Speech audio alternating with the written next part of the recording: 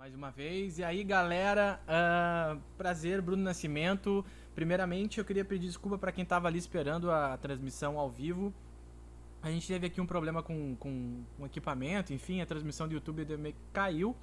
E a gente ficou só pelo Zoom, com os alunos cadastrados pelo formulário abaixo. Então, já saliento que é importante cadastrar o e-mail ali para que eu possa enviar o acesso da aula, que é totalmente gratuita para vocês, para poder fazer a aula em tempo real, fazer pergunta, participar dos exercícios, porque isso aqui é um resumo que eu estou fazendo e ele não fica por muito tempo, ele é para os alunos retomarem o assunto da aula do Zoom e para poder rever algumas coisas, fazer algumas perguntas, certo?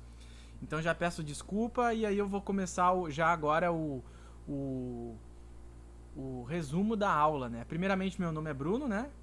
Eu sou musicólogo, sou trompetista, professor de música e a gente vai começar a falar sobre leitura de partitura do zero. E aí a gente vai pro nosso material, né? Do nosso PowerPoint aqui que eu fiz especialmente para vocês, que é a leitura de partitura do zero com Bruno Nascimento, né? E aí a gente vai começar a conhecer algumas coisas. E o que é a partitura? Aí tem dois exemplos de partituras. Ao lado esquerdo, uma sonata para piano, por isso 2 pentagramas, né? E ao lado direito, Noite Feliz, justamente feliz porque tem pouca nota, né? Então, assim, é um pouco mais fácil do que ler do que essa partitura complexa de piano. E a gente vai seguir para o nosso próximo slide, onde escrevemos e como. Então, assim, primeiramente lá no tempo medieval, lá 1500, 1600, escrevia-se uma linha. E aí passou-se a colocar mais linhas para poder identificar as alturas. Então, assim, no nosso português a gente utiliza uma linha para escrever.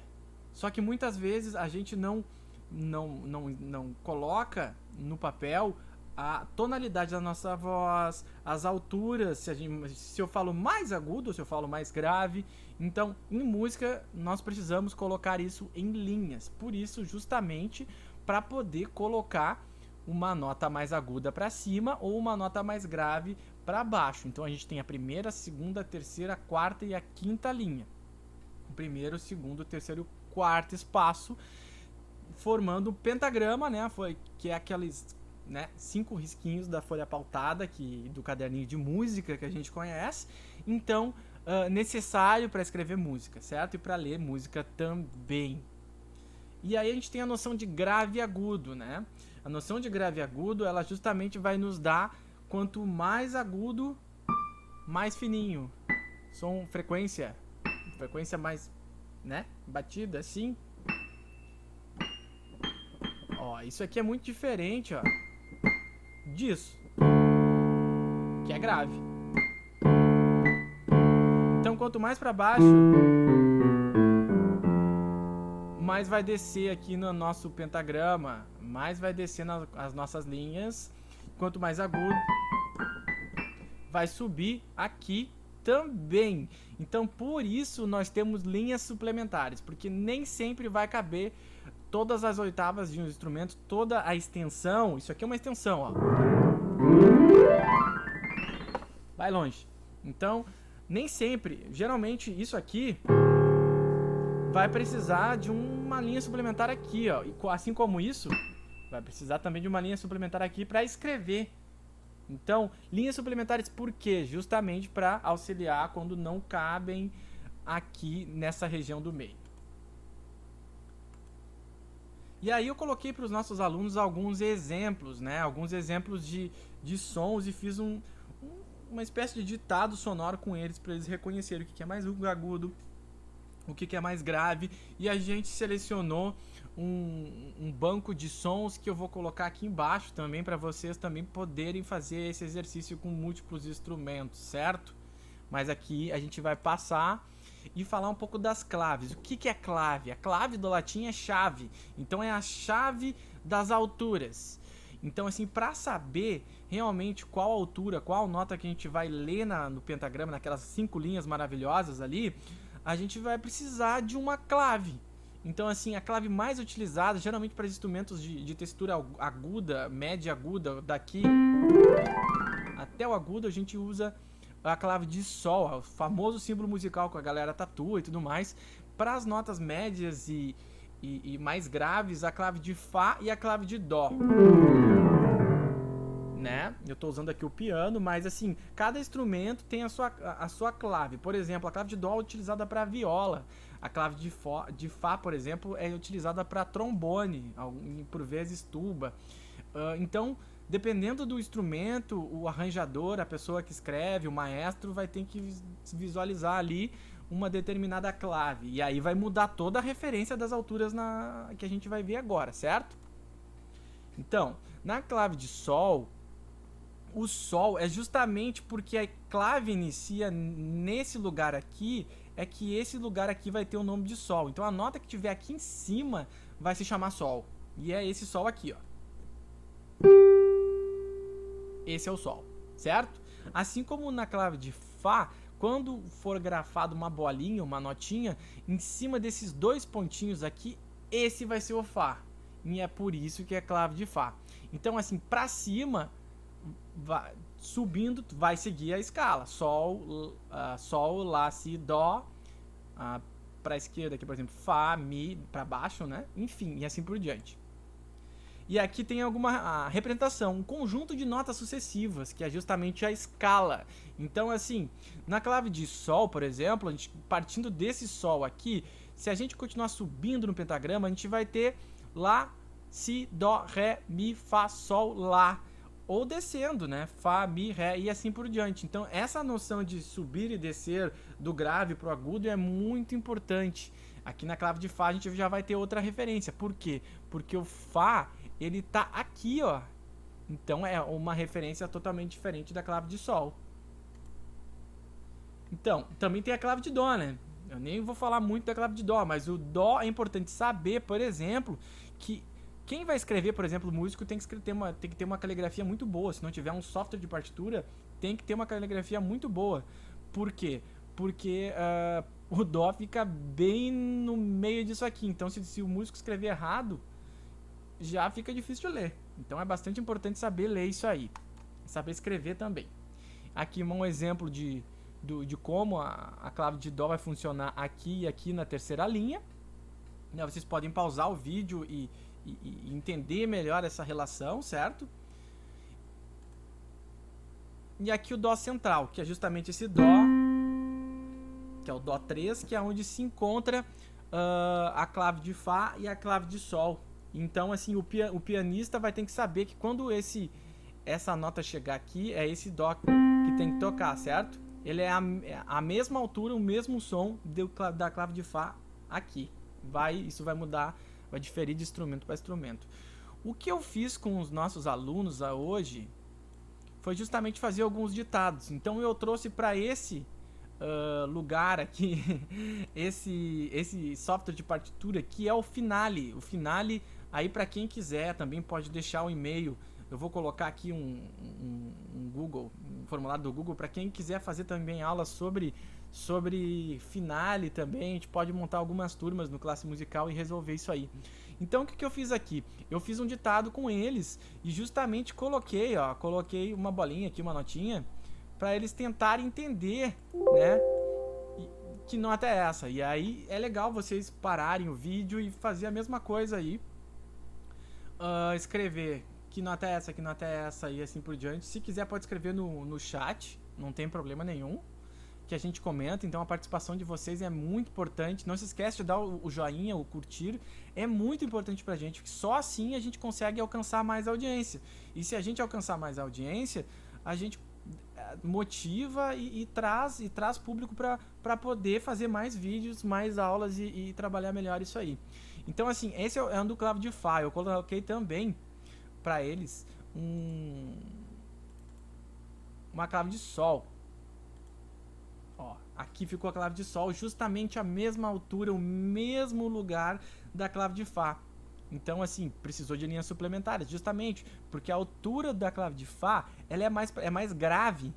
Então, para ficar melhor, no caso de ler isso aqui, eu teria que transpor. E a gente vai transpor isso aqui assim, ó. Teria que transpor uma oitava acima. Felizmente o software faz isso muito bem. E aí ficaria as mesmas notas, só que em outra altura. Em outra altura, em vez de, por exemplo, se a primeira nota é o Fá, em vez de ser tocado aqui, vai ser tocado aqui. Porque muda a clave, muda o som. Então, e aí a gente volta para nossa aula. Voltamos aqui, voltamos o PowerPoint e voltamos para o nosso slide. E aí eu começo a falar outra coisa com eles, que é justamente, vou fechar aqui o finale para não ficar dando esse eco de sons aí, que é justamente a questão das notas. O que eu tenho aqui? Aqui eu tenho um piano e aí eu toco dó. E aí eu coloco para vocês um acidente, que é esse símbolo aqui chamado sustenido. Esse símbolo chamado sustenido vai fazer com que um semitom que vá para pretinha ali em cima. Então sai do dó, vai pro dó, sai do dó, vai pro dó sustenido. O dó sustenido, entre o dó e o dó sustenido tem uma pequena diferença de altura chamado semitom. Entre o dó sustenido pro ré tem mais um semitom. Então assim, toda vez que aparecer o sustenido, ele vai subir um semitom. Esse aqui é o sustenido. E toda vez que aparecer um bemol, ele vai descer um semitom. Vai ficar pro dó bemol. Ou o mesmo som do si natural. Dó bemol, certo? Então a gente tem o sustenido e tem o bemol, como subindo e descendo um semitom. Um pequeno intervalinho de som. Que não é um tom. Um semitom é a metade de um tom. O que é um tom? Um tom é justamente quando sai do dó pro ré. Que é dó, ré, sai de um tom pro outro. Aliás, não é tom pro outro. Eu subi um tom de dó pra ré. Se eu somar dois semitons, dó sustenido e ré. Ó, subi meio tom, semitom, mais um semitom, ré. Então assim, dois semitons é um tom, certo? Acho que ficou meio claro isso. Então assim, esse um tom também é o dobrado sustenido, que o dobrado sustenido são dois semitons. Então aqui, ó, a gente tem aqui, ó, dobrado sustenido. Quando tu vê um dobrado sustenido, o que tu toca? Toca o ré, que são dois semitons, certo? E assim, mesma coisa do dobrado bemol. Dobrado bemol é esse aqui, ó.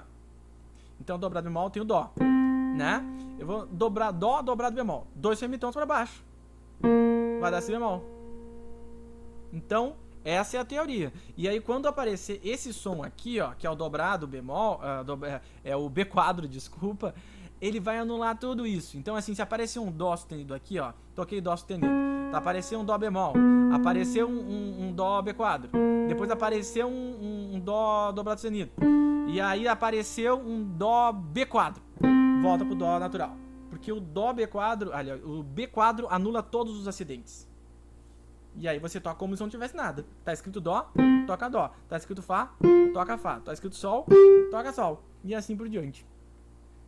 Desculpa se tá indo um pouco rápido, mas é que foi uma aula de aproximadamente 1 hora. Então fica difícil se não for rápido. Assim tem que ser mais dinâmico. Você pode parar o vídeo, respirar e perguntar coisas. E não se esquecer de botar o curtir aí, porque ajuda muito a gente no canal a crescer, certo? E aí o próximo slide que eu trabalhei com ele foi introduzindo os ritmos e divisões. E aí eu mostrei para eles que se tivesse aqui uma clave de sol, isso aqui seria um sol, um mi, um si e um si. E aí mostrei que tem nome para esse símbolo aqui, ó. Colchete, essa partezinha de cima aqui. A haste é esse risquinho e a cabeça da nota é realmente a cabeça da nota. O colchete ele pode mudar, ele pode ser 2, ele pode ser 3, ele pode ser 1. Assim como a cabeça pode ser branquinha também. E aí a gente entra nos valores. Música é matemática? Será que música é matemática? Pode ser. Pra mim não funcionou essa história da matemática. Eu sempre gostei de fazer uma metáfora com palavras. A gente vai ver isso na nossa próxima aula, a gente, no dia 19 às 8 horas pelo Zoom. Então não se esquece, cadastra no link abaixo para garantir essa aula direto lá no Zoom para tirar dúvidas. Então assim, aqui que a gente tem aqui um nome, semibreve, mínima, semínima, colcheia, semicolcheia, fusa, semifusa, o som, o que daí no caso quanto tempo dura esse som. O som é um inteiro, então se eu tiver